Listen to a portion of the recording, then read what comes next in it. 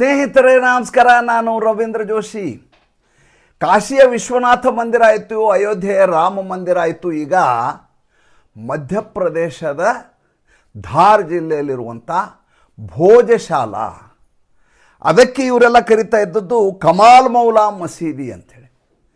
ಯಾವ ಸರಸ್ವತಿ ಮಂದಿರ ಇದೆಯೋ, ಯಾವ ಭೋಜರಾಜ ವಾಗ್ದೇವಿಯ ಮಂದಿರವನ್ನು ಕಟ್ಟಿಸಿದ್ನೋ ಅಂಥ ಮಂದಿರದೊಳಗಿರುವಂಥ ಗರ್ಭಗುಡಿಯ ಪ್ರತಿಮೆಯನ್ನು, ಮೂರ್ತಿಯನ್ನು ಸಾಗಿಸಿ ಅದನ್ನು ಮಸೀದಿ ಮಾಡಿಕೊಂಡು ನಮ್ಮ ಕಮಾಲ್ ಮೌಲಾ ಮಸೀದಿ ಅಂತ ಹೇಳಿಕೊಂಡು ನಮಾಜ್ ಮಾಡ್ತಾಯಿದ್ರು.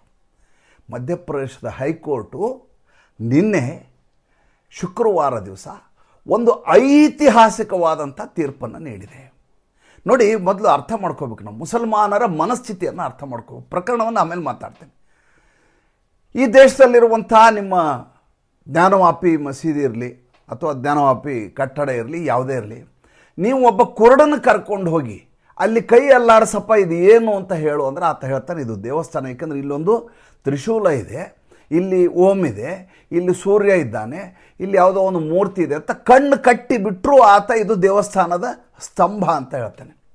ಮುಸಲ್ಮಾನರು ಇದನ್ನು ಮಸೀದಿ ಅಂತ ಕೋರ್ಟ್ನಲ್ಲಿ ವಾದ ಮಂಡನೆ ಮಾಡ್ತಾರೆ. ಅದಾದಮೇಲೆ ಇದ್ರ ಬಗ್ಗೆ ನಾವು ಹಾಗಾದರೆ ಸತ್ಯನೋ ಸುಳ್ಳು ಅಂತ ತೀರ್ಮಾನ ಮಾಡೋಣ, ಇದ್ರ ಮೇಲೆ ತನಿಖೆಯಾಗಲಿ, ಇದರ ಕುರಿತು ಮ್ಯಾಪಿಂಗ್ ಮಾಡೋಣ, ಕಾರ್ಬನ್ ಡೇಟಿಂಗ್ ಮಾಡೋಣ, ವಿಡಿಯೋ ರೆಕಾರ್ಡಿಂಗ್ ಮಾಡೋಣ, ಫೋಟೋಗ್ರಫಿ ಮಾಡೋಣ ಅಂತ ಕೋರ್ಟಿಗೆ ನೀವು ವಕಾಲತ್ತು ಹಾಕ್ತೀರಿ, ಹಿಂದೂಗಳೆಲ್ಲ ಸೇರಿ. ನಾವು ವಕಾಲತ್ತು ಹಾಕಿದ್ಕೂ ಹೇಳ್ತಾರೆ ಇಲ್ಲ ಇದ್ರ ಬಗ್ಗೆ ತನಿಖೆ ಮಾಡಬಾರ್ದು. ಯಾಕೆ ತನಿಖೆ ಮಾಡಬಾರ್ದು? ಅಯ್ಯೋ, ತನಿಖೆ ಮಾಡಿಬಿಟ್ರೆ ಸತ್ಯ ಏನು ಅಂತ ಗೊತ್ತಾಗ್ಬಿಡುತ್ತಲ್ಲ. ಅದಕ್ಕಿದು ಮೇಂಟೈನೇಬಿಲಿಟಿ ಅಂತ ಪ್ಲೇಸಸ್ ಆಫ್ ವರ್ಷಿಪ್ ಆ್ಯಕ್ಟ್. ಇದು ಅಲ್ಲೇನು ನಡೀತಾ ಇದೆ ಅದೇ ನಡಿಬೇಕು. ಇಲ್ಲ ಅಂದರೆ ಇಲ್ಲ, ಇದು ಧಾರ್ಮಿಕ ವಿಷಯಕ್ಕೆ ಧಕ್ಕೆ ಬರುತ್ತೆ, ಕೋಮು ದ್ವೇಷ ಉಂಟಾಗತ್ತೆ, ಆದ್ದರಿಂದ ಯಥಾಸ್ಥಿತಿ ಕಾಪಾಡೋಣ. ಈ ದೇಶದ ಮುಸಲ್ಮಾನರಿಗೆ ಗೊತ್ತು ಇದು ಮಂದಿರ ಇದೆ ಅಂತ, ಈ ದೇಶದ ನ್ಯಾಯಾಲಯಕ್ಕೆ ಗೊತ್ತಿರುತ್ತೆ ಇದು ಖಂಡಿತವಾಗಿ ಮಸೀದಿ ಅಂತ, ಈ ದೇಶದ ASIಗೆ ಪ್ರಾಚ್ಯ ಇಲಾಖೆಗೆ ಗೊತ್ತಿರುತ್ತೆ ಇದು ಮಸೀದಿ ಅಲ್ಲ ಮಂದಿರ ಅಂತ, ಈ ದೇಶದ ಮಾಧ್ಯಮಗಳಿಗೆ ಗೊತ್ತಿರುತ್ತೆ ಇದು ಮಂದಿರ ಇದು ಮಸೀದಿ ಅಲ್ಲ ಅಂತ, ಹಿಂದೂಗಳಿಗಂತೂ ಖಚಿತವಾಗಿ ಗೊತ್ತಿದ್ದೇ ಇರುತ್ತೆ. ಆದರೂ ಕೂಡ ನಾವು 10 ವರ್ಷ, 20 ವರ್ಷ, 50 ವರ್ಷ, ಇದು 23 ವರ್ಷಗಳ ಕಾಲ ನಡೆದಂಥ ಹೋರಾಟದ ಕಥೆಯನ್ನು ಹೇಳ್ತಾ ಇದ್ದೀನಿ. ಮಧ್ಯಪ್ರದೇಶದ ಧಾರ್ ಜಿಲ್ಲೆಯಲ್ಲಿರುವಂಥ ಭೋಜಶಾಲಾ ಮಂದಿರದ ಬಗ್ಗೆ. ಇದನ್ನು ಅವತ್ತು ಪರಮಾರ್ ರಾಜವಂಶಸ್ಥರು ವಾಗ್ದೇವಿ ಮಂದಿರವನ್ನು ಕಟ್ಟಿಸ್ತಾರೆ ಮತ್ತು ವಿದ್ಯಾಶಾಲೆಯನ್ನು ಮಾಡ್ತಾರೆ. ಇದಕ್ಕೆ ಮಧ್ಯಪ್ರದೇಶದ ನಳಂದ ಅಂತ ಕರಿತಾ ಇದ್ರು. ಆ ಮಟ್ಟಿನ ಜ್ಞಾನ ದೇಗುಲ ಇದು. ಹೀಗಾಗಿ ಅಲ್ಲೊಂದು ವಾಗ್ದೇವಿಯ ಮಂದಿರವನ್ನು ಮಾಡಿದರು ಪರಮಾರ್ ರಾಜವಂಶಸ್ಥರು. ಭೋಜರಾಜ ಅಂತ ಮಹಾನ್ ವಿದ್ವಾಂಸ ಆತ. ಸಂಸ್ಕೃತ ಪಾಠಶಾಲೆ ನಡೀತಾ ಇತ್ತು. ಇದನ್ನು ಕಟ್ಟಿಸಿದ್ದು 1010ರಿಂದ 1055ರ ಆಸ್ಪಾಸ್ನಲ್ಲಿ ಕಟ್ಟಿದ್ದು, ಪ್ರತಿಷ್ಠಾಪನೆ ಆಗಿದ್ದು. ಮುಂದೆ ಅಲಾವುದ್ದೀನ್ ಖಿಲ್ಜಿ ಬರ್ತಾನೆ, ದಾಳಿ ಮಾಡ್ತಾನೆ. ಮುಸಲ್ಮಾನರು ಮೊಘಲರು ಬರ್ತಾರೆ, ದಾಳಿ ಮಾಡ್ತಾರೆ. ಬ್ರಿಟಿಷರು ಈ ದೇಶಕ್ಕೆ ಬರ್ತಾರೆ, ಅದರ ಒಳಗಡೆ ಇದ್ದಂಥ ವಾಗ್ದೇವಿ ಮೂರ್ತಿಯನ್ನೇ ಎತ್ಕೊಂಡು ಹೋಗಿ ತಮ್ಮ ಮ್ಯೂಸಿಯಂನಲ್ಲಿ ಲಂಡನ್ನಲ್ಲಿ ಇಟ್ಕೋತಾರೆ. ಈ ರೀತಿಯಾದ ಎಷ್ಟೆಷ್ಟು ಅಪಸವ್ಯಗಳಾಗಬೇಕು, ಹೇಗೆ ಹಿಂದೂ ಧರ್ಮದ ಪಳಿಯುಳಿಕೆಗಳೂ ಕೂಡ ಉಳಿಬಾರ್ದು, ಹಾಗೆ ನಾಶ ಮಾಡಲಿಕ್ಕೆ ಸಾಧ್ಯವೋ ಅಷ್ಟೆಲ್ಲ ಕೂಡ ನಡೆಯುತ್ತೆ. ಏಪ್ರಿಲ್ 7, 2003 ಕೊನೆಗೆ ಕೋರ್ಟಿನಲ್ಲಿ ಒಂದು ತೀರ್ಮಾನಕ್ಕೆ ಬರಲಾಗುತ್ತೆ. ಮುಸಲ್ಮಾನರು ಸಾಬ್ರು ಹೇಳ್ತಾರೆ ಇದು ನಮ್ಮ ಒಬ್ಬ ಸೂಫಿ ಸಂತ ಇದ್ದ, ಆತ ಸತ್ತು ಹೋಗಿದ್ದರಿಂದ ನಾವಿಲ್ಲಿ ಮಜಾರ್ ಮಾಡ್ಕೋತೀವಿ, ದರ್ಗಾ ಮಾಡ್ತೀವಿ, ಇದು ಕಮಾಲ್ ಮೌಲಾ ಮಸೀದಿ ಅಂತ.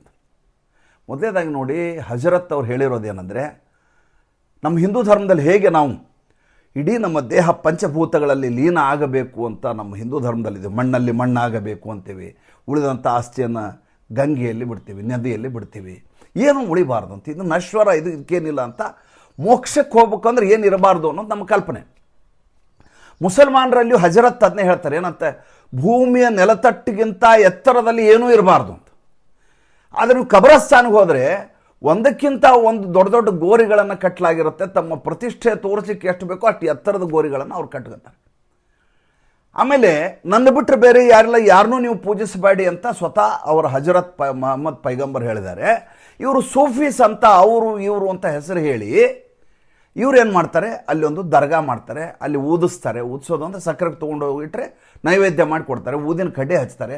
ಹಿಂದೂ ಧರ್ಮದಲ್ಲಿ ಏನೇನು ಪೂಜೆ ಆರಾಧನೆ ನೈವೇದ್ಯ ಇದೆಯೋ ಅದೆಲ್ಲವನ್ನೂ ಇವ್ರು ಮಾಡ್ತಾರೆ. ನಾವು ಸಾಬರು ಅಂತ ಹೇಳಿ ಎಲ್ಲಿಯಾದರೂ ಕೇಳಿದ್ರನ್ರಿ? ನಾನು ಓದಿರೋಂಥ ಸವಣೂರಿನಲ್ಲಿ, ನಾವು ಹುಟ್ಟಿ ಬೆಳೆದಂಥ ಸವಣೂರಿನಲ್ಲಿ ಕೂಡ ಅದೇ ರೀತಿಯಾದಂಥ ಒಂದು ಮಸೀದಿ ನಾವು ಸಣ್ಣವರಿದ್ದಾಗ ನೋಡ್ತಿದ್ವಿ. ಫಿರ್ತಿ ಬೀಬಿ ಮಸೀದಿ ಅಂತ. ಏನಪ್ಪ ಫಿರ್ತಿ ಬೀಬಿ ಅಂದರೆ ಏನು? ಫಿರ್ತಿ ಅಂತ ತಿರುಗ್ತಾ ಅಂತಕ್ಕೆ. ಇವತ್ತು ಪೂರ್ವ ದಿಕ್ಕಿಗಿರುತ್ತೆ, ಇನ್ನೊಂದು 100 ವರ್ಷ ಆದಮೇಲೆ ಅದು ಹಿಂಗೆ ತಿರ್ಕೊಂಡು ಪಶ್ಚಿಮ ದಿಕ್ಕಿಗೆ ಬರುತ್ತೆ. ಅದಕ್ಕೆ ಸಕ್ಕರೆ ಓದಿಸೋ ಒಂದು ಕೆಂಪು ಬಣ್ಣದ ಸಕ್ಕರೆ ಒಂದು ಥರದ್ದು, ಅದಕ್ಕೆ ಊದಿನ ಕಡ್ಡಿ, ತಲೆ ಮೇಲೆ ನವಿಲುಗರಿ ಇಡ್ಲಿಕ್ಕೆ ಒಬ್ಬ. ಅಂದರೆ ಈ ದೇಶದಲ್ಲಿ ಇಸ್ಲಾಂ ಧರ್ಮದ ಮೂಲ ಆಶಯಗಳನ್ನು ಸಾಬ್ರು ಉಳಿಸ್ಕೊಳ್ಳಿಲ್ಲ. ಹಿಂದೂ ಧರ್ಮದವ್ರದ್ದು ಏನೇನು ಅವರ ರೀತಿ ರಿವಾಜುಗಳಿದ್ದಾವೆ, ಅವ್ರ ಏನು ದೇವಸ್ಥಾನ ಇದೆ ಅದನ್ನು ಇಟ್ಟುಕೊಂಡು ಅವರು ಪೂಜಿಸ್ಲಿಕ್ಕೆ ಅವ್ರಿಗೂ ಅವಕಾಶ ಕೊಡಲಿಲ್ಲ. ಅಂಥ ನಿರಂತರವಾದ ಕಿರುಕುಳ, ಉಪಟಳ, ದೌರ್ಜನ್ಯ, ದಬ್ಬಾಳಿಕೆ ಸಾವಿರಾರು ವರ್ಷಗಳಿಂದ ನಡ್ಕೊಂಬಂತು. ಈಗ ಅದಕ್ಕೆ ನಿನ್ನೆ ಶುಕ್ರವಾರ ದಿವಸ, ಅದು ಶುಕ್ರವಾರ ದಿವಸ ವಿಮೋಚನೆ ಆಗತ್ತೆ. ಒಂದು ಐತಿಹಾಸಿಕ ತೀರ್ಪನ್ನು ಮಧ್ಯಪ್ರದೇಶದ ಹೈಕೋರ್ಟ್ ಕೊಡುತ್ತೆ. ಜಸ್ಟಿಸ್ ವಿಜಯ್ ಕುಮಾರ್ ಶುಕ್ಲಾ ಮತ್ತು ಜಸ್ಟಿಸ್ ಅಲೋಕ್ ಅವಸ್ಥಿ ಅಂತ ಇಬ್ಬರು ಜಡ್ಜ್ಗಳು. ಪ್ರಕರಣ ಭಾಳ ಮಜಾ ಇದೆ. ಅದು ಸರಸ್ವತಿ ಮಂದಿರ ಅಂತ ಹೇಳಿದೆ ನಾನು, ವಾಗ್ದೇವಿ ಅಂತ ಪಾರಿಭಾಷಿಕ ಶಬ್ದ. ಅಲ್ಲಿ ನಮ್ಮದು ಪಕ್ಕಕ್ಕೆ ಅಲ್ಲೇ ನಮ್ಮದು ಮಸೀದಿ ಇದೆ ಅಂಥೇಳಿ ಇವರು ನಾವು ನಮಾಜ್ ಮಾಡ್ತೀವಿ ಅಂತ. ಕೊನೆಗೆ 2003 ಏಪ್ರಿಲ್ 7 ಏನಂತ ತೀರ್ಮಾನ ಆಗುತ್ತೆ ಅಂತಂದರೆ, ಮಂಗಳವಾರ ದಿವಸ ನೀವು ಸರಸ್ವತಿ ಪೂಜೆ ಮಾಡಿ, ಶುಕ್ರವಾರ ದಿವಸ ಅವ್ರು ನಮಾಜ್ ಮಾಡಲಿ. ಪರಿಸ್ಥಿತಿ ಹೆಂಗೆ ಬಂತು ಅಂದರೆ, ಗರ್ಭಗುಡಿಯನ್ನು ಇವರು ತಮ್ಮ ಇದನ್ನು ಮಾಡಿಕೊಂಡು ಅಲ್ಲಿ ಕಾಲು ತೊಳ್ಕೊಳ್ಳಿ ಮಾಡಲಿಕ್ಕೆ ಶುರು ಮಾಡ್ತಾರೆ. ವಜು ಅಂತಾರೆ ಅದಕ್ಕೆ. ವಜು ಅಂದರೆ ನಮಾಜ್ ಮಾಡೋಕ್ಕಿಂತ ಮುಂಚೆ ನಿಮ್ಮ ಕಣ್ಣು, ಆಮೇಲೆ ಕಿವಿ, ಕೈ, ಎರಡು ಮೊಣಕೈ, ಮಂಡಿ, ಕಾಲು ಇಷ್ಟು ತೊಳ್ಕೊಂಡು ನಮಾಜ್ ಮಾಡಬೇಕು ಅಂತ, ಅದಕ್ಕೆ ವಜು ಅಂತ ಕರೀತಾರೆ. ಇವರು ವಜು ಎಲ್ಲಿ ಅಂದರೆ, ಈ ನಮ್ಮ ಸರಸ್ವತಿ ಮಂದಿರದ ಗರ್ಭಗುಡಿ ಇದೆಯಲ್ಲ, ಅದು ಇವರಿಗೆ ವಜು. ಇವರು ನಮಾಜ್ ಮಾಡಲಿಕ್ಕೆ ನಮ್ಮ ದೊಡ್ಡ ದೊಡ್ಡ ಸ್ತಂಭಗಳಿರುವಂಥ ದೇವಸ್ಥಾನದ ಪ್ರಾಂಗಣ ಇದೆಯಲ್ಲ, ಇವರು ನಮಾಜ್ ಮಾಡೋ ಜಾಗ. ಎಲ್ಲಾದರೂ ಕೇಳಿದಿರನ್ರಿ, ಕಳೆದ ವರ್ಷ ರಂಜಾನ್ ಹಬ್ಬನೋ ಯಾವುದೋ ಒಂದು ಹಬ್ಬದ ದಿವಸ ಶುಕ್ರವಾರ ದಿವಸ ಬೀಳುತ್ತೆ, ಮಂಗಳವಾರ ದಿವಸ ಬೀಳುತ್ತೆ ಅನಿಸುತ್ತೆ. ಬಿದ್ದ ಸಂದರ್ಭದಲ್ಲಿ ನಾವು ಪೂಜೆ ಮಾಡಬೇಕು, ಇವ್ರು ನಮಾಜ್ ಮಾಡ್ತೀನಿ ಅಂತ ಹೋಗ್ತಾರೆ. ಮತ್ತೆ ಕೋರ್ಟ್ಗೆ ಹೋದ ಸಂದರ್ಭದಲ್ಲಿ ಅವ್ರು ಹೇಳ್ತಾರೆ ಕೊನೆಗೆ, ಇಲ್ಲ ಬೆಳಿಗ್ಗೆ ಇವರೆಲ್ಲ ಪೂಜೆ ಮಾಡಿ ಆದಮೇಲೆ ನೀವು ಸಂಜೆ ಮೇಲೆ ನಿಮ್ಮ ಹಬ್ಬ ಮಾಡ್ಕೋಬೋದು, ನಮಾಜ್ ಮಾಡ್ಬೋದು, ಅಲ್ಲಿವರೆಗೂ ನಿಮ್ಗೆ ಅವಕಾಶ ಇಲ್ಲ ಅಂತ ಇದೇ ಮಡ್ರಾಸ್ ಹೈಕೋರ್ಟು ಒಂದು ತೀರ್ಪನ್ನು ಕೊಟ್ಟಿತ್ತು. ತಮ್ಗೆ ನೆನಪಿದೆ ಅನ್ಕೋತೀನಿ. ಈ ಮಂಗಳವಾರ ಶುಕ್ರವಾರ ಇದೆಯಲ್ಲ, ಇದು ನಡ್ಕೊಂಬರುವಾಗ ನಮ್ಮ ಹಿಂದೂ ಪಕ್ಷಗಾರರು ಇದ್ರ ಮೇಲೆ ದಾವೆಯನ್ನು ಹೂಡಿದರು. ಏನಂತ ನೋಡಿ, ಇದು ಸ್ಪಷ್ಟವಾಗಿ ಒಬ್ಬ ಕುರುಡನಿಗೆ ಬಿಟ್ಟರೂ ಕೂಡ ಇದು ದೇವಸ್ಥಾನ ಅಂತ ಗೊತ್ತಾಗತ್ತೆ. ಆದ್ದರಿಂದ ನಾವು ಇದನ್ನು ಮಸೀದಿ ಅನ್ನೋದನ್ನು ನಾವು ಒಪ್ಪಲಿಕ್ಕೆ ತಯಾರಿಲ್ಲ. ಇದರ ಕುರಿತು ತನಿಖೆ ಆಗಬೇಕು. ತನಿಖೆ ಹೆಂಗೆ ಮಾಡಬೇಕು? ಮೊದಲು ಫೋಟೋಗ್ರಫಿ ಮಾಡಬೇಕು, ಅದಾದ ಮೇಲೆ ವಿಡಿಯೋ ಶೂಟಿಂಗ್ ಮಾಡಬೇಕು, ಅಲ್ಲಿರುವಂಥ ಎಲ್ಲ ರೀತಿಯದಾದಂಥ ಏನೇನು ಸಾಕ್ಷ್ಯಾಧಾರಗಳಿದೆ ಅದನ್ನು ಸಂಗ್ರಹ ಮಾಡಬೇಕು. ಅದಕ್ಕೆ ಕೋರ್ಟ್ ಆದೇಶ ಮಾಡಿದ ತಕ್ಷಣ ಸಾಬ್ರು ಬಂದರು. ಯಾರು? ಈ ಕಮಲ್ ಮೌಲಾ ಮಸೀದಿಯ ಸಾಬ್ರು ಇದ್ದಾರಲ್ಲ, ಇವೆಲ್ಲ ಇಲ್ಲ ಇಲ್ಲ ಇಲ್ಲ ಇಲ್ಲ ನೀವು ಅದ್ರ ಬಗ್ಗೆ ತನಿಖೆ ಮಾಡೋ ಹಾಗಿಲ್ಲ, ನೀವು ಅದನ್ನ ನೀವು ಫೋಟೋಗ್ರಫಿ ಮಾಡಿದರೆ ನೀವು ತಿರ್ತೀರ, ನೀವು ಫೋಟೋಶಾಪ್ ಮಾಡ್ತೀರ, ನೀವು ಅದನ್ನು ಹೆಂಗೆ ಬೇಕೋ ಹಂಗೆ ಸರಿ ಮಾಡ್ಕೋತೀರ, ಕ್ಲಾರಿಟಿ ಇರೋದಿಲ್ಲ. ಆವಾಗ ಈ ವಿಜಯ್ ಕುಮಾರ್ ಶುಕ್ಲಾ, ಅಲೋಕ್ ಅವಸ್ಥಿ ಅವ್ರು ಹೇಳ್ತಾರೆ, ಹಾಗಾದ್ರೆ ಒಂದು ಕೆಲಸ ಮಾಡಿ, ನಾವೇ ಹೋಗಿ ಅದು ನೋಡಿ, ನೀವು ಹೋಗಂಗಿಲ್ಲ ನೋಡಿ. ಇದು ಹೆಂಗೆ ಶುರು ಆಗುತ್ತೆ? ಮೊದಲೇ ಡಿಸ್ಟ್ರಿಕ್ಟ್ ಕೋರ್ಟ್ ಹೋಗುತ್ತೆ. ಡಿಸ್ಟ್ರಿಕ್ಟ್ ಕೋರ್ಟ್ನಲ್ಲಿ ಅನುಮತಿ ಕೊಟ್ಟರು ಅಂತ ತಿಳ್ಕೊರೆ, ಸೀದಾ ಹೈಕೋರ್ಟ್ ಹೋಗ್ಬಿಡ್ತಾರೆ. ಹೈಕೋರ್ಟ್ ಹೋಗಿ ಅದ್ರ ಮೇಲೆ ತಡೆ ತರ್ತಾರೆ. ಹೈಕೋರ್ಟಿಂದ ತಡೆ ನಿವಾರಿಸಿಕೊಂಡು ಮತ್ತೆ ಇದರ ತನಿಖೆ ಶುರು ಆಗುತ್ತೆ. ಸುಪ್ರೀಂ ಕೋರ್ಟ್ ಹೋಗ್ತಾರೆ. ಸುಪ್ರೀಂ ಕೋರ್ಟ್ಗೆ ಹೋಗಿ ಅಲ್ಲಿ ಕ್ಲಿಯರ್ ಆದಮೇಲೆ ತನಿಖೆ ಶುರು ಆಗೋದು. ಅಲ್ಲಿವರೆಗೂ ಇದ್ರ ವಿಲೇವಾರಿ ಆಗಲ್ಲ ಪ್ರಕರಣ, ತನಿಖೆಗೆ ಇಷ್ಟು ವರ್ಷ ಹಿಡಿದ್ಬಿಟ್ಟು. ಅದಾದಮೇಲೆ ನಿಮ್ಗೆ ಇಲ್ಲಿರುವಂಥ ಫೋಟೋಗಳು ನೋಡಿದರೆ ವಾಗ್ದೇವಿ ಮಂದಿರ ಎಷ್ಟು ಸುಂದರವಾಗಿದೆ, ಯಾವ ರೀತಿಯದಾದಂಥ ಶಿಲ್ಪಕಲೆ ಇದೆ, ನಮ್ಮ ಸಂಸ್ಕೃತಿ ಏನಿದೆ, ಭೋಜರಾಜ ಎಷ್ಟು ಸುಂದರವಾಗಿ ಇದನ್ನು ವಾಸ್ತುಶಿಲ್ಪ ಮಾಡಿಸಿದ್ದಾನೆ ಅಂತ ಮೇಲ್ನೋಟಕ್ಕೆ ಗೊತ್ತಾಗತ್ತೆ. ಕೊನೆಗೆ ಇದ್ರ ಮೇಲೆ ವಿಚಾರಣೆ ನಡೆದು ಕಾರ್ಬನ್ ಡೇಟಿಂಗ್ ಆಗಿ ಉತ್ಖನನ ಮಾಡಿದಾಗ ಬೇಕಾದಷ್ಟು ಸಾಕ್ಷ್ಯಾಧಾರಗಳು ಲಭಿಸಿದ ಮೇಲೆ ನಿನ್ನೆ ಕೋರ್ಟು ಇದು ಮಸೀದಿ ಅಲ್ಲ, ಇದು ವಾಗ್ದೇವಿಯ ಮಂದಿರ, ಸರಸ್ವತಿಯ ಮಂದಿರ, ಆದ್ದರಿಂದ ಇನ್ನು ಮುಂದೆ ಇಲ್ಲಿ ಪೂಜೆ ನಡೆಯಬೇಕು. ವಿಷ್ಣು ಶಂಕರ್ ಜೈನ್ ಇದಕ್ಕೆ ಪ್ರತಿಪಾದನೆ ಮಾಡಿ ಕೋರ್ಟ್ನಲ್ಲಿ ವಾದ ಮಾಡಿದಂಥ ವ್ಯಕ್ತಿ. ಆತನಿಗೆ ನನ್ನ ಯಾವಾಗಲೂ ಅವರ ಋಣ ನಮ್ಮ ಮೇಲೆ ಇರುತ್ತೆ, ಹಿಂದೂಗಳ ಮೇಲೆ. ನಿರಂತರವಾಗಿ ಪಾಪ ಹಿಂದೂ ಧರ್ಮದ ಈ ರೀತಿಯ ಪುನರುತ್ಥಾನದ ಕೆಲಸಕ್ಕೆ ತಮ್ಮನ್ನು ತಾವು ಸಮರ್ಪಿಸಿಕೊಂಡವರು. ಇವ್ರ ತಂದೆ ಒಂದು ಸಲ ICUನಲ್ಲಿ ರಾಮ ಮಂದಿರದ ಪ್ರಕರಣ ನಡೀತಾ ಇತ್ತು, ಅಯೋಧ್ಯ ರಾಮ ಮಂದಿರದಲ್ಲಿ. ಇವ್ರ ಹರಿಶಂಕರ್ ಜೈನ್ ಅಂತ ಅವ್ರ ತಂದೆ. ಅವ್ರು ಹೇಳ್ತಾರೆ, ನಾನು ICUನಲ್ಲಿದ್ದೀನಿ, ನೀನು ಹೋಗಲಿ ಕೋರ್ಟ್ನಲ್ಲಿ ವಾದ ಮಾಡು, ಇಲ್ಲದೆ ಸೋತು ಹೋಗ್ತೀವಿ ನಾವು ಅಂತ. ಅಲ್ಲಪ್ಪ, ನಿನ್ನ ಜೀವ ಹೋಗ್ತಾ ಇರುವಂಥ ಟೆನ್ಷನ್ ಇದೆ ನಮಗೆ, ಜೀವನ ಮರಣದ ಮಧ್ಯೆ ಹೋರಾಟ ಮಾಡ್ತಾ ಇದ್ದೀರಿ, ನಾನು ಹೋಗೋಕ್ಕಾಗಲ್ಲ ಅಂತ ವಿಷ್ಣುಶಂಕರ್ ಜೈನ್ ಮಗ ಹೇಳ್ತಾರೆ. ಅಪ್ಪ ಹೇಳ್ತಾರೆ, ಇದು ನಾನು ನಶ್ವರ, ಇದು ಇವತ್ತಿರತ್ತೆ, ನಾಳೆ ಹೋಗಲೇಬೇಕು, ರಾಮ ಮಂದಿರ ಸಾರ್ವಕಾಲಿಕವಾಗಿ ಉಳಿಯುವಂಥದ್ದು, ಆ ಕೆಲಸ ಮಾಡಿ ನೀನು ಅಂತ ಕೋರ್ಟಿಗೆ ವಾದ ಮಾಡಲಿಕ್ಕೆ ಹರಿಶಂಕರ್ ಜೈನ್ ಅವರು ತಮ್ಮ ಮಗ ವಿಷ್ಣುಶಂಕರ್ ಜೈನನ್ನು ಕಳಿಸಿದರು. ಅಂಥ ಕಮಿಟ್ಮೆಂಟ್ ಬದ್ಧತೆ ಇರುವಂಥ ಜನ ಇವರು. ಸ್ವಾರ್ಥಕ್ಕಾಗಿ, ಫೀಸ್ಗಾಗಿ, ಹೆಸರಿಗಾಗಿ, ಪ್ರಸಿದ್ಧಿಗಾಗಿ ಕೇಸ್ ಆಡೋರಲ್ಲ ಇವರು. ದೇಶಕ್ಕಾಗಿ, ಧರ್ಮಕ್ಕಾಗಿ ಕೆಲಸ ಮಾಡೋ ಜನ ಇವರು ವಾದ ಮಂಡನೆ ಮಾಡಿದರು. ವಾದ ಮಂಡನೆ ಮಾಡಿದ ಮೇಲೆ ಏನಾಯಿತು? ಹಾಗಾದರೆ ಒಳಗಡೆ ಗರ್ಭಗುಡಿಯಲ್ಲಿ ಮೂರ್ತಿಯೇ ಇಲ್ವಲ್ಲ?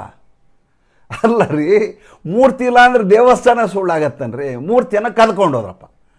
ಮಂದಿರ ಇದ್ದದ್ದು ಏನಾದರೂ ಮನೆ ಆಗತ್ತಾ, ಅಥವಾ ಅದೇನು ಮಸೀದಿ ಆಗತ್ತಾ, ಗುರುದ್ವಾರ ಆಗತ್ತಾ? ಗರ್ಭಗುಡಿ ಇದೆ, ಮುಂದ್ಗಡೆ ಪೌಳಿ ಇದೆ, ಪೌಳಿ ಮುಂದ್ಗಡೆ ಕಲ್ಯಾಣಿ ಇದೆ, ಎಲ್ಲ ಇದೆ ಅದಕ್ಕೆ. ಆಮೇಲೆ ದೊಡ್ಡ ದೊಡ್ಡ ದೊಡ್ಡ ದೊಡ್ಡ ಕಂಬಗಳಿದ್ದಾವೆ. ಹಾಗಾದ್ರೆ ಈಗ ಇದ್ದಂಥ ಮಸೀದಿಯವ್ರಿಗೆ ನಾವೇನು ಮಾಡೋಕ್ಕಾಗತ್ತೆ? ಈಗ ಒಬ್ಬ ಮನೆಯನ್ನು ಒಬ್ಬ ಕಳ್ತನ ಮಾಡ್ತಾನಪ್ಪ. ಈಗ ನಂದು ಮನೆ, ನೀವು ಬಂದು ವಾಸ ಮಾಡಲಿಕ್ಕೆ ಇದ್ದೀರಿ ತಿಳ್ಕೊಡ್ರಿ. ನಾಳೆ ನಾನು ಕೋರ್ಟಲ್ಲಿ ಹೋಗಿ ಗೆಲ್ತೀನಿ. ಗೆದ್ದ ಮೇಲೆ ನೀವು ಮನೆ ಖಾಲಿ ಮಾಡಬೇಕು. ಖಾಲಿ ಮಾಡಬೇಕಂತ ನೀವು ಕೋರ್ಟಿಗೆ ಕೇಳ್ತೀರಿ. ಹಾಗಾದ್ರೆ ನಾವೆಲ್ಲಿ ನಮಾಜ್ ಮಾಡೋದು ಅಂತ?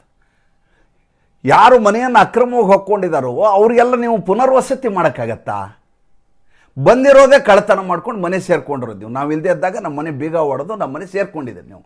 ನಿಮ್ಮನ್ನು ಹೊರಗೆ ಹಾಕಲಿಕ್ಕೆ ಕೋರ್ಟಿನ ಆದೇಶ ತೊಗೊಂಡು ನಾನು ಸಾಂವಿಧಾನಿಕವಾಗಿ ಹೋರಾಟ ಮಾಡಿ ನನ್ನ ಆಸ್ತಿ ಅಂತ ವಾಪಸ್ ತೊಗೊಂಡಿದ್ದೀನಿ. ಈಗ ಕಳ್ಳತನ ಮಾಡಿದವ್ರಿಗೆ ಪರಿಹಾರ ಕೊಡು ಅಂದರೆ ಯಾವ ನ್ಯಾಯ ಇದು? ಕೋರ್ಟ್ ಹೇಳುತ್ತೆ ಇದು ನಮ್ಮ ಕೆಲಸ ಅಲ್ಲ, ನೀವು ಮಧ್ಯಪ್ರದೇಶದ ಸರ್ಕಾರಕ್ಕೆ ನೀವು ಬರ್ಕೋಬೇಕು, ನನಗೆ ನಮಾಜ್ ಮಾಡಲಿಕ್ಕೆ ಜಾಗ ಇಲ್ಲ ಅಂತ. ನಿಮಗೇನಾದರೂ ಸರ್ಕಾರ ಕೊಟ್ಟರೆ ಕೊಡಲಿ. ವಿಷ್ಣುಶಂಕರ್ ಜೈನ್ ಇನ್ನೊಂದು ವಿಷಯ ಕೇಳಿದ್ರು. ಏನಂತ ಕೇಳಿದ್ರು? ಸ್ವಾಮಿ ನೋಡಿ, ನಮ್ಮದು ಮಂದಿರ ಏನೋ ನೀವು ಬಿಡಿಸ್ಕೊಟ್ರಿ, ಸರ್ಕಾರಕ್ಕೊಂದು ನಿರ್ದೇಶನ ಕೊಡಿ, ಕೇಂದ್ರ ಸರ್ಕಾರಕ್ಕೆ. ಏನಂತ ಅಂದರೆ, ನಮ್ಮ ವಾಗ್ದೇವಿಯ ಮೂರ್ತಿ ಏನಿದೆಯಲ್ಲ, ಸರಸ್ವತಿಯ ಮೂರ್ತಿ, ಅದು ಲಂಡನ್ನಲ್ಲಿ ಮ್ಯೂಸಿಯಂನಲ್ಲಿದೆ, ಅದನ್ನು ಇಲ್ಲಿಗೆ ಭಾರತಕ್ಕೆ ತರಿಸ್ಕೊಳ್ಳುವಂಥ ಕೆಲಸವನ್ನು ಸಚಿವಾಲಯ ಮಾಡಬೇಕು ಅಂತ ಒಂದು ನಿರ್ದೇಶನ ಮಾಡಿ. ತಕ್ಷಣ ಈ ವಿಜಯ್ ಕುಮಾರ್ ಶುಕ್ಲಾ ಮತ್ತು ಆಲೋಕ್ ಅವಸ್ಥಿ ಅವರು ಆಯಿತು ಅಂಥೇಳಿ ಒಂದು ಸರ್ಕಾರಕ್ಕೆ ನಿರ್ದೇಶನವನ್ನು ಕೊಡ್ತಾರೆ. ಎಷ್ಟು ಬೇಗ ಸಾಧ್ಯವೋ ಅಷ್ಟು ತುರ್ತಾಗಿ ಇಲ್ಲಿರುವಂಥ ಸರಸ್ವತಿಯ ಮೂರ್ತಿಯನ್ನು ವಾಪಸ್ ತರಿಸುವ ಕೆಲಸವನ್ನು ಕೇಂದ್ರ ಸರ್ಕಾರ ಮಾಡಬೇಕು ಅನ್ನುವಂಥ ನಿರ್ದೇಶನವನ್ನು ಕೂಡ ಕೊಡಲಾಗತ್ತೆ. ನನಗೆ ಭಾಳ ಸಂತೋಷ ಆಗಿದ್ದೇನೆಂದರೆ, ಕೋರ್ಟು ಯಾವುದೇ ಹಠಕ್ಕೆ ಬಗ್ಗಲಾರದೆ ನಿರಂತರವಾದ ಕಿರುಕುಳದ ಮಧ್ಯೆಯೂ ಕೂಡ ತನಿಖೆಯೇ ಆಗಬಾರದು ಅನ್ನುವಂಥ ದೊಡ್ಡದಾದಂಥ ಷಡ್ಯಂತ್ರ ಮತ್ತು ಪ್ರಪಗ್ಯಾಂಡ ನಡೆಯುವುದರ ಮಧ್ಯೆ ಇಂಥ ಸೂಕ್ಷ್ಮ ಪ್ರಕರಣವನ್ನು ಕೂಡ ಅತ್ಯಂತ ತಾರ್ಕಿಕವಾದಂಥ ತೀರ್ಪನ್ನು ನೀಡಿದ್ದೇವೆ. ಇದಕ್ಕಿಂತ ಭಾಗ್ಯ ಹಿಂದೂ ಧರ್ಮದಲ್ಲಿ ಇನ್ನೇನಿದೆ ಸ್ವಾಮಿ? ನಾವು ಬೇರೆ ಇನ್ನೇನು ಕೇಳ್ತೀವಿ ರೀ? ನಮ್ದು ಏನಿದೆ ನಮ್ಗೆ ವಾಪಸ್ ಕೊಡ್ರಿ, ನಮ್ಮ ಮನೇಲಿ ಬಂದು ಕೂತ್ಕೋಬೇಡಿ ಅಂತ ಹೇಳ್ತೀವಿ. ಇದೇ ರೀತಿಯ ತೀರ್ಪುಗಳು ಮುಂದಿನ ದಿವಸದಲ್ಲಿ ಬರ್ತಾ ಇದ್ದಾವೆ ಅನ್ನೋದಕ್ಕೆ ಇದು ಒಂದು ಶುಭ ಸೂಚನೆ ಅಂತ ನನಗನ್ನಿಸ್ತಾ ಇದೆ. ಮತ್ತು ಮುಂದಿನ ಸಂಚಿಕೆಯಲ್ಲಿ ಹೊಸ ವಿಷಯದೊಂದಿಗೆ ಬರ್ತೀನಿ. ಸಂಚಿಕೆ ಇಷ್ಟ ಆದರೆ ಲೈಕ್ ಮಾಡಿ, ಫಾಲೋ ಮಾಡಿ, ಶೇರ್ ಮಾಡಿ. ನಮ್ಮ ಮುಕ್ತ ಪತ್ರಿಕೋದ್ಯಮಕ್ಕೆ ಆರ್ಥಿಕವಾಗಿ ಬೆಂಗಾವಲಾಗಿ ನಮಸ್ಕಾರ.